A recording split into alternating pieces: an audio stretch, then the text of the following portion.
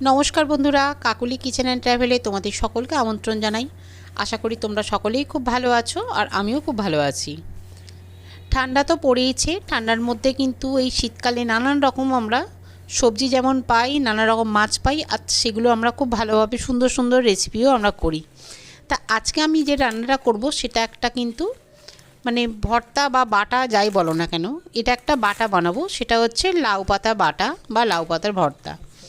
তা এইটা বানানোর জন্য প্রথমে আমি বাজার থেকে লাউ শাকটা কিনে নিয়ে এসেছিলাম। ডাঁটাগুলো দিয়ে তো আলাদা একটা রান্না করেই নিয়েছি, লাউ শাক আলু পোস্ত করেছিলাম। আর পাতাগুলো এত সুন্দর ছিল যে আর লোভ সামলাতে না পেরে এই রেসিপিটা বানাচ্ছি। এটা বানানোর জন্য লাউ পাতাগুলোকে আমি ধুয়ে পরিষ্কার করে নিয়েছিলাম, আর দেখতেই পেয়েছিলে যে পিছন দিক থেকে যে শিরাগুলো রয়েছে এগুলো একটু ছাড়িয়ে নিয়েছি। আর নিয়ে আমি খুব সুন্দর করে এটাকে কেটে কুচিয়ে নিচ্ছি। খুব ভালো করে সমস্ত শাকটা আমি কেটে কুচিয়ে নেব, তারপরে আমি এটাকে রান্না হতে দেব। আর আমার পরিবারের সকল বন্ধুদের অনেক অনেক শুভেচ্ছা আর ভালোবাসা রইল আমার তরফ থেকে। শাকটা আমার কাটা হয়ে গেছে, এবার আমি কড়াইতে দিয়ে দিচ্ছি সামান্য একটু তেল। এটাতে আমি এই মুহূর্তে বেশি তেল দেবো না, অল্প তেল দিচ্ছি। আর ওই তেলের মধ্যেই তেলটা যেই গরম হয়ে যাবে আমি দিয়ে দেবো বেশ কিছুটা রসুন। আর ভর্তা মানেই কিন্তু বা বাটা মানেই কিন্তু হচ্ছে রসুন, একটু রসুন পরিমাণ বেশি দিতে লাগে। যেরকম যতটা শাক নেবে সেই অনুযায়ী কিন্তু তোমাকে রসুনটা দিতে হবে। আমি বেশ কিছুটা রসুন দিয়েছি। রসুনটা দেখে একটু যে গন্ধটা বেশ সুন্দর বেরোচ্ছে সেই সময় আমি দিয়ে দিলাম গোটা শুকনো লঙ্কা দুটো। এবার আমি রসুন আর শুকনো লঙ্কাটাকে খুব ভালো করে ভেজে নেব। আর মোটামুটি একটু যেই লাল লাল হয়ে এসছে এবার আমি ওর মধ্যে দিয়ে দিলাম বেশ কিছুটা কালো জিরে আর কাঁচা লঙ্কা, আর হচ্ছে ডুমো করে কাটা পেঁয়াজ। এবার আমি সমস্ত জিনিসগুলোকে ভালোভাবে ভেজে নেব। খুব সিম্পল রান্না, কিন্তু দুর্দান্ত খেতে হয়। আর গরম ভাতের সঙ্গে তো আর কিছুই লাগবে না, মাছ মাংস ফেলে কিন্তু বন্ধুরা তোমরা এই ভর্তা দিয়ে ভাত খেয়ে নিতে পারবে খুব সুন্দরভাবে। এবার আমি লাউ শাকগুলোকে দিয়ে দিলাম। একটু লাউ শাকটাকে এপিট ওপিট উল্টে দিয়ে আমি একটু চাপা দিয়ে দেবো, যেহেতু অনেকটা শাক আর এটা সিদ্ধ হতেও সময় দিতে হবে। আমি এটা 7 মিনিট 10 মিনিট মতো চাপা দিয়ে রেখেছিলাম। দেখো শাকটা কতটা কমে গেছে আগের থেকে। এবার আবার আমি শাকটাকে উলটপালট করে দেব, যাতে পুরো শাকটা খুব সুন্দরভাবে সিদ্ধ হয়ে যায়।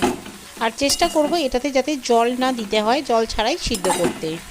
আর এখনকার কিন্তু শীতের লাউ শাক বেশ নরম হয়, কাছাকাছি জল দেওয়ার খুব একটা প্রয়োজন পড়ে না। একটু চাপা দিয়ে দিয়ে করলেই কিন্তু শাকটা পুরোপুরি নরম হয়ে যাবে। এবার আমি দিয়ে দিচ্ছি এর মধ্যে পরিমাণ মতো নুন।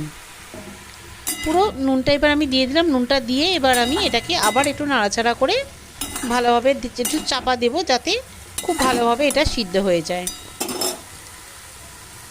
আমার পরিবারের নতুন বন্ধু যারা তাদেরকেও আমি বলছি, বন্ধুরা তোমরা যেভাবে আমার কাছে রয়েছো ভিডিও দেখছো, কিন্তু প্লিজ তোমরা আমার চ্যানেলটাকে সাবস্ক্রাইব করো, আমার চ্যানেলটা সাবস্ক্রাইব করে আমার পাশে থাকো। আর পুরনো বন্ধু তোমাদের আর কি বলবো, তোমরা যেভাবে আমাকে সাপোর্ট করে আছো, যার জন্যে কিন্তু আমি একটু একটু করে পথ এগিয়ে চলতে পারছি। তোমাদের সাপোর্ট ছাড়া কিন্তু আমি একটু এগোতে পারতাম না। তার জন্য তোমাদের সকলকে আমার তরফ থেকে অনেক অনেক ভালোবাসা।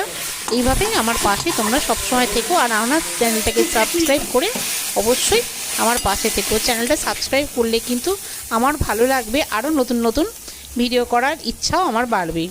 আর এদিকে দেখো শাকটা পুরো সিদ্ধ হয়ে জলটা একদম যতটুকু বেরিয়েছিল পুরো শুকিয়ে গেছে। এবার আমি শাকটা কড়াই থেকে তুলে নিচ্ছি, নিয়ে এবার আমি এটাকে একটু ঠান্ডা হতে দেবো। ঠান্ডা হওয়ার পরে আমি বাকি রান্নাটা আবার করব। রান্না বলতে কিছুই নয়, এবার আমি এটাকে শিলে বেটে নেব। এটা কিন্তু মিক্সিতে একদমই বাটবে না, মিক্সিতে বাটলে কিন্তু অতটা ভালো লাগবে না। বন্ধুরা তোমরা এটাকে কিন্তু এবার শিলেতে বেটে নেবে। দেখো আমি এবার শিলনোড়া নিয়ে বসে পড়েছি, এটাকে আমি সুন্দরভাবে শিলেতে বেটে নেব।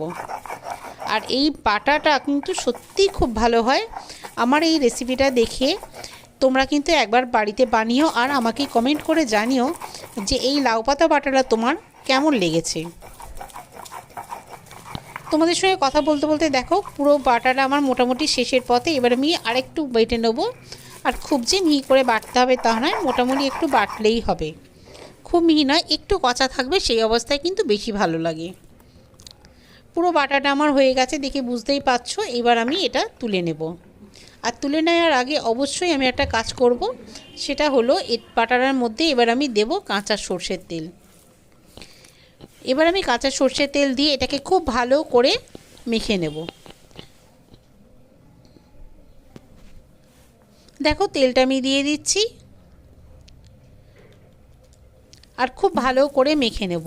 আর গরম ভাতের সঙ্গে এই লাউ পাতা বাটাটা পরিবেশন করব। ভিডিওটা কেমন লাগলো বন্ধুরা?